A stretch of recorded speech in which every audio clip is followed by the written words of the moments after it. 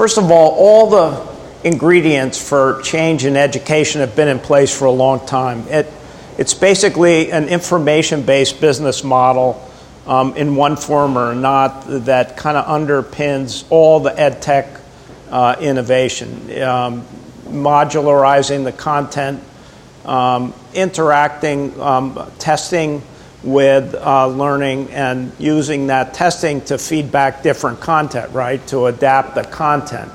That's not news. That's what I was doing on Wall Street when I was advising all the folks on Wall Street over a decade in advance, and it's what Bloomberg did and everybody else on Wall Street. So why hasn't it worked in education, and why is it so slow to change? And I'll build on the comments just made. You've got to pick your spots. If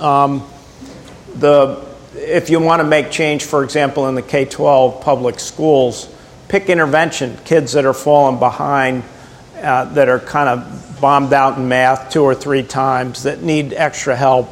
But give them a totally different learning experience by giving them a computer, giving them a tutor, giving them a different modalities of learning, and throw them through that, and eureka, their learning progress improves by 50% or more in a short period of time. All the data says that.